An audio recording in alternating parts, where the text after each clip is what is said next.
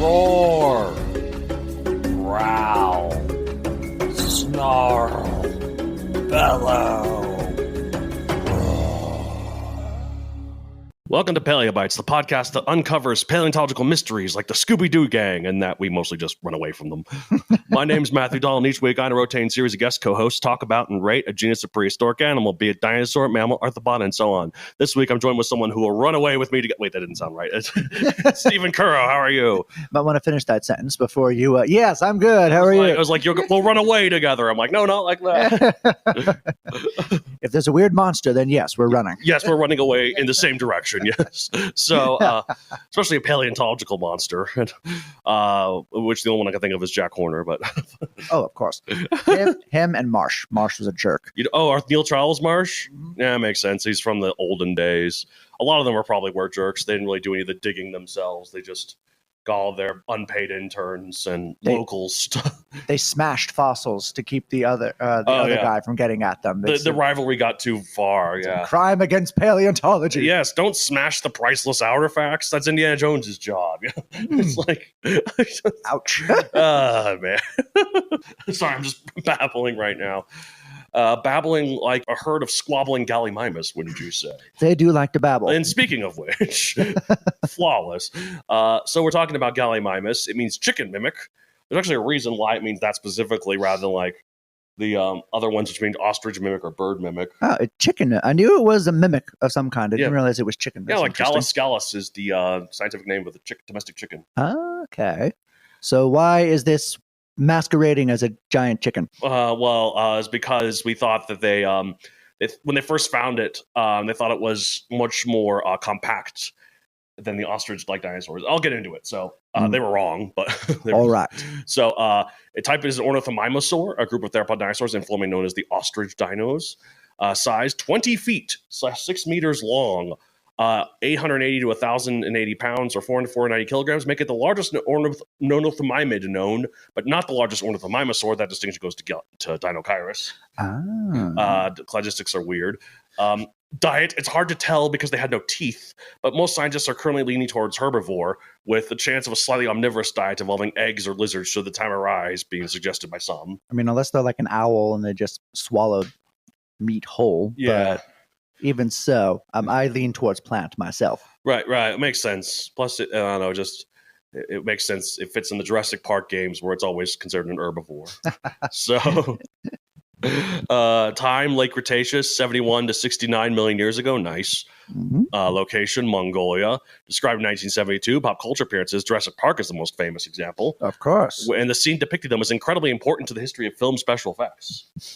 Because it was this initial production of this sequence that convinced Spielberg to animate the dinosaurs in CGI rather than the stop motion, like they had previously intended. And the finished product was one of the most widely publicized showcases of CGI in film. And even to this day, it still looks cool to see that flock running by them. It really helps add to it that the camera is moving with them.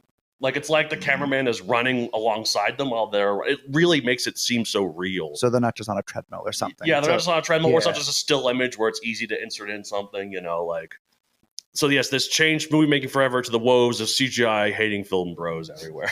That always annoys me when people are like, who advertise, like Tom Cruise during the promotion of Top Gun Maverick was like, there's like no CGI in this. We flew these jets for real. And if you look at behind, it's all CGI. Right. They did film some jets. I think the problem is that today there's too much CGI. Yeah. Like in the original Jurassic Park, there was CGI, but they still had that giant animatronic T-Rex that looked epic. Yeah. But I think there might be too much, but also there's way more than you might think. And most of the time they're actually really good at hiding it. Well, the technology has gotten really good these days. There's some, actually, even back then, there's some CGI in Jurassic Park you might not realize is CGI. Like where, for instance? Like Muldoon. Is it Muldoon? No, Muldoon's the hunter. The lawyer, Gennaro. Gennaro, yeah. When he's grabbing the T-Rex, his body becomes CGI. When the T-Rex I figured that was CGI. Yeah. Like he's real for up to the moment where the T-Rex grabs him. Yeah. So, and then also, people said they can really notice this. I have looked for it. I don't notice it. But in the part where they're running away from the raptors and they're hiding in the roof, and then one of the roof panels falls, and Lex is dangling. That was originally a stunt double. Actually, no, it was a stunt double, but then she looked up for a second. When she looked up, they put the actress's the original face, digitally onto Really? because she wasn't supposed to look up. Huh. So some people said they can really tell. It looks fine to me. I've never noticed anything wonky about that, so I don't know. That's weird. Yeah, so they had the digital face replacement all the way back in '93. That was like one of the first instances of it. So, Okay, impressive. So, and then in so many other movies, like the CGI. I mean, I think it could be interesting if they hide it, and also if they do it for practical reasons, like Thor's eye patch in Infinity War, CGI. Why? Because it's more comfortable for the actor. Suffer for your art. It's part of the costume. For God's sake. Well, also you saved $10,000 on the budget too. Well, they didn't need to worry about budgets in Infinity War. People were going to see it anyways. Also, that way it was easy to edit out for the trailers because when people didn't know that he lost his eye in Ragnarok because that Ragnarok had come out yet by the time of those first trailers. Maybe I'm biased because I have double vision and my left eye is terrible. So it's like I'm walking around with an eye patch anyway. Yeah. But come on. I suffer. Someone else should suffer too. So what else can you tell me about this chicken that's not a chicken? So as other pop culture appearances, they also appear in every other movie in the franchise with the exception of Jurassic Park 3. That's the only one they do not appear in. Now that you mention it. Yeah, so they're also in Jurassic Park Operation Genesis, Jurassic World Evolution 1 and 2, Jurassic World the Game, and Jurassic World Alive. In terms of non-Jurassic Park appearances, they're in Ark Survival Evolved, Dinosaur Train, Dino King, Journey to Fire Mountain, Dinosaur King, not to be confused with the aforementioned Dino King, and a few Roblox dinosaur games. It also allegedly appears in the Land Before Time series on occasion, but they're not the ones in the second movie that sing the great song, You've Got to Have Eggs. Those are Struthiomimus, yes. So right. I don't know where the Gallimimus appeared. Huh. I don't know. I'll have to golly, it's been so long since I've seen Land Before Time too. Anyway, one of the last movies had Tyrannus in it.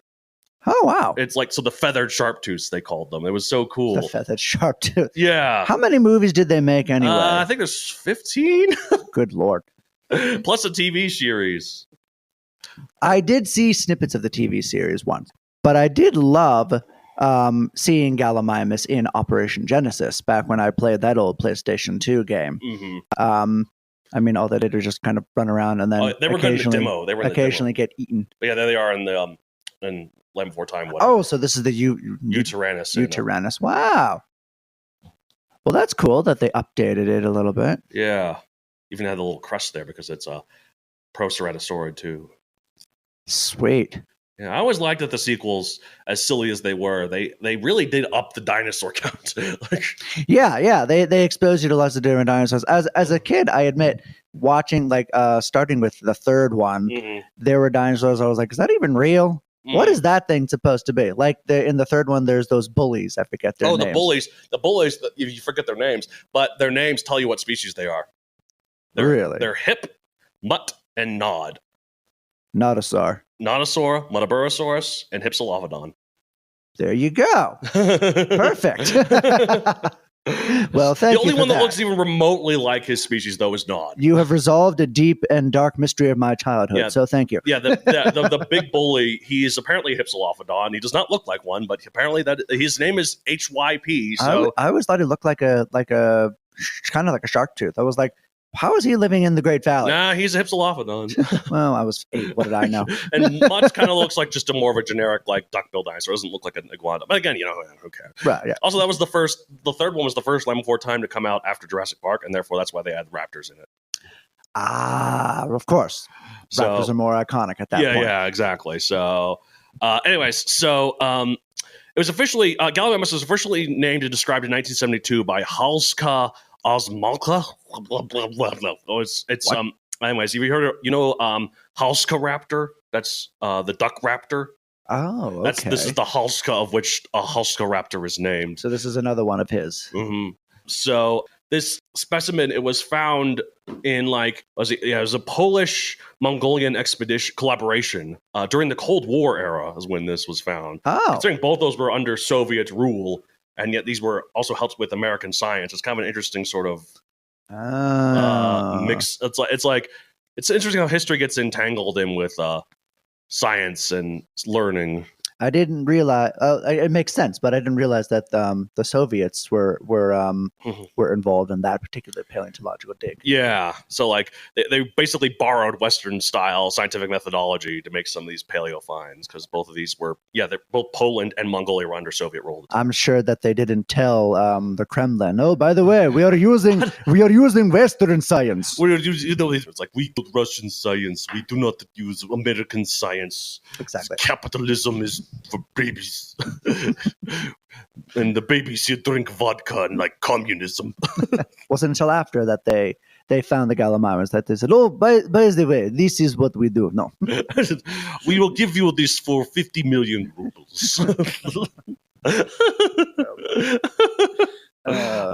Neither of these were Russian. They were Polish and Mongolian. I know, but when you think Soviet, I know you think that. Well, it's like interesting because like Kyrgyzstan is getting sort of big now in paleontology. That's where that one recent Metriacanthosaurid was found recently. No kidding. Yeah, and it's because it was only opened up for paleontology somewhat recently. It's because it was also under Soviet rule for a while. So nice. So go Kyrgyzstan. Yeah, longest squama.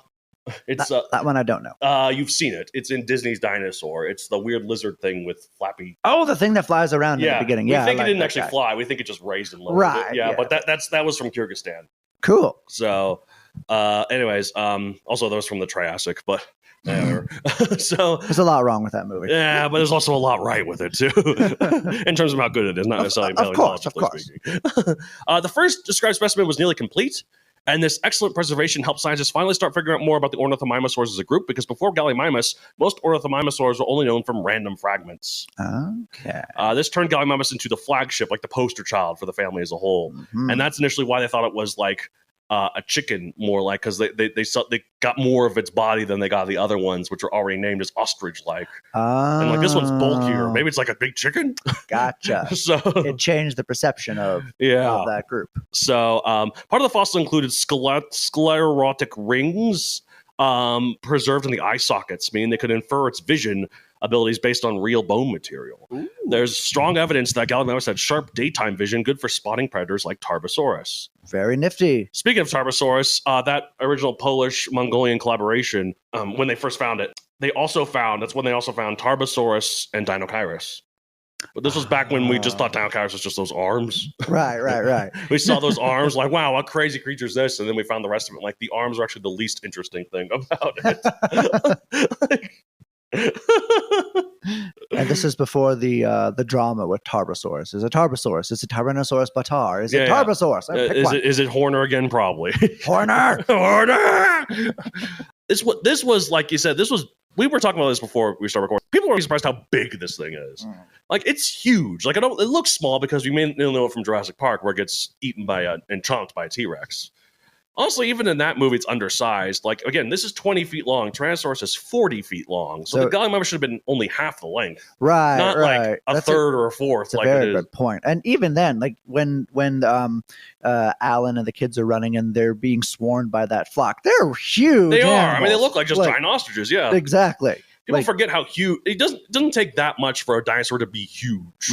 Like, you think some of these sizes are so ridiculous, they like kind of go beyond what our mind can comprehend. Because even just like we're talking about Compsognathus the other day, and that's like 5 feet long or 4.5 feet long. That's bigger than you expect. Way bigger than you think. Yeah. Most domestic dogs are like 2 to 3 feet long. So like that 4 feet is, we're getting like mountain lion size. I mean, I remember I had the Jurassic Park field guide, and for every prehistoric animal, they had a little size chart. There was it's a kid's book, so they have a 4-foot kid and then how big in comparison. And I was surprised at how big the Gallimimus was in comparison. It's huge. Like, people don't realize. Like, in my Megazoic books, the Gallimimus is one of the size squad. It's Blinky, and if you look at all the species, so you got a Psittacosaurus, a Camptosaurus, a Gallimimus with Blinky, a Utahraptor, at least in the first book, and what was the final one? A Polacanthus. Yes. Gallimimus is the biggest out of all those, except for maybe Utahraptor. Maybe. Yeah. It's a maybe. Yeah. So Blinky was one of my favorite characters, by the way. Yes, they were pretty good. I liked them quite a bit. And yeah, like it's just weird to think they were definitely the tallest out of that group. But yeah, so And poor little Zach, the Psittacosaurus, is by far the smallest. But he's got the biggest weapon, the bazooka. Yeah, that balances out. Exactly. He's the guy. He's the smallest dinosaur on the team, but he has the biggest personality. So he's the big guy of the team in terms of vibe. But yeah, so no, it's big, and I think that because of that deserves more respect than it gets. So I'm going to rate it 52 million. I think. Gallimimus. And also, it's so important in terms of visual effects for movies. So now, like, as someone who likes CGI, I'll give it a 53 million. 53 million. Oh, Price is Right rules. You're doing a little bit higher than me. Well, I'm going to rate 54 million. Well, I'm gonna no, 52 million is fine. 53 million is fine. Yeah, I think it's cool, and I think it's interesting that we don't know what it ate, and it lived alongside some interesting dinosaurs. Like, it lived probably alongside Velociraptor and Tarbosaurus. Bigger than you expect. So, yeah. It's one of those dinosaurs that's known, but not really known. Yeah. People think they know it, but they know wrong. They don't really know it. Oh, man. All right. Well, I guess, I don't know why that seems like it's ending fast, but that's it for this week. That's all for now. That's all for now. If you want to get a hold of the show, you can contact me at palebytespodcast@gmail.com, at palebytespodcast on Instagram, and where's the other one I'm on? That's not Twitter. It's Blue Sky. That's what it is. I'm not on Twitter anymore, even though I have a Tesla. I love how everyone refuses to call it X. The only reason I call it X is because I call X in like a Darth Vader Anakin kind of way. Perfect. It's like, Twitter was an okay site, but it was hunted down and destroyed by X. It was. Oh, that is the perfect analogy. So what I told you was true from a certain point of view. Right then. He was destroyed, consumed by X. Twitter, yes. That's the only reason I call it X. Is more because machine it's now separate. Than bird. It is more machine now than bird. And so, yeah, that's the only reason why I do call it X, because I want to separate it from what Twitter used to be. Yes, of course. If Elon Musk gets kicked out of it, and Twitter back 100%. It's like that X. Remember that edgy time when it used to be X? Also, yes, the dark times. Tesla's Tesla's profits quarterly dropped 71%. Ha! Yeah, I'm only upset as. Come on, only 71. We can do better. Come on, guys. Come on. Oh, just wait. Get. Where's that other 29%? Come on. Anyways. Right then.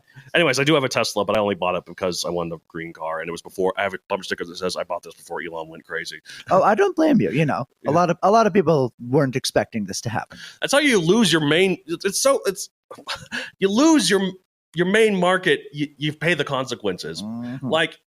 People liked Tesla because he was a scientist, and because he presented himself as a scientist, and he pushed forward green energy. Those are both very liberal things, and so for him to pivot so hard to the right, like that's it went even so far as for Star Trek to reference him as one of the. I remember that who like Thomas said Edison, Nikola Tesla, Elon Musk, and I'm like.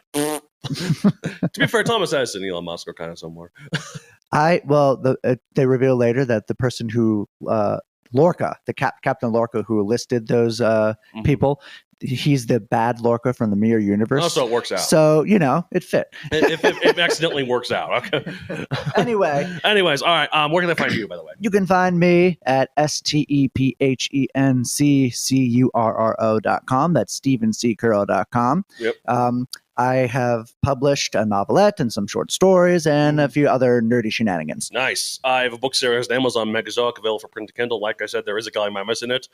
Prominent side character in all 4 books. Mm-hmm. So one of the best, I might add. Yes, indeed. All right, well, that's it for this week. So long. Get out of here. Shoot. Bye-bye. Bye. Run away like a flock of Gallimimus. They're flocking this way. Oh, no. Are those meat-eating metosauruses? Thanks for listening. If you want to further support the show, you should subscribe to my Patreon at patreon.com/MatthewDonald, where you can get ad-free episodes and you can get the raw, unedited episodes. So go and check it out at patreon.com/MatthewDonald. Thank you so much for listening and have a good day. Chomp.